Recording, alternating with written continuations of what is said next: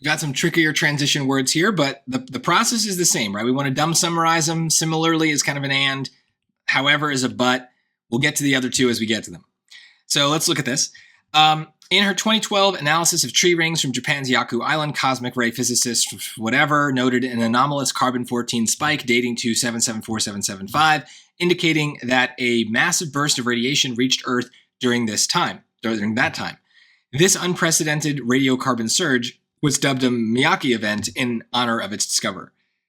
So it's not a but, right? This person figured this out and was named after this thing, right? This event that they figured out. So that's not a contrast.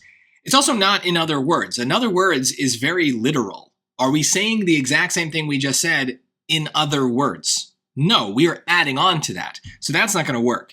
Now, many of you might pick similarly here because you're just like afraid of fittingly. And the way that we should really think about this, right, is similarly is used for a comparison. There's no comparison here. Plus, in general, and words are kind of our last resort. We should only pick those if we know everything else is wrong, because usually an and word isn't really transitioning at all. It's just kind of continuing a thought. And so we could kind of use it in any place. And so it's not a really good transition if there's a more specific one that is right and that does carry some meaning with it. And fittingly means so. That's a dumb summary version, right? Obviously, maybe there's some complications that make fittingly and therefore slightly different words. But I don't care about those complications. It's a dumb summary. Does it make sense to put so in this blank?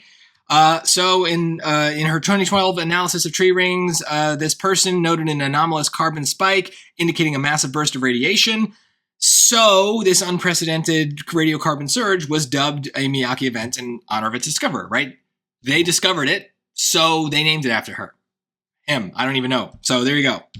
Done, check. A is the answer. It does help to learn these transition words and get comfortable with them. I do have a lesson on this, so try to get comfortable categorizing them. The main categories are and, but, so, and for example. But we also have words like, in other words, that don't really fit one of those main categories, but that's okay. If we get most of them kind of in those four categories, then we should understand what's going on. And the point is we are dumbing down the relationship so we can understand better and think about it better in a much more instinctive way. Because I don't know about you, but I'm not using the word fittingly very often. I don't have a good instinct for it, but I use the word so all the time. So I have a very good instinct for that.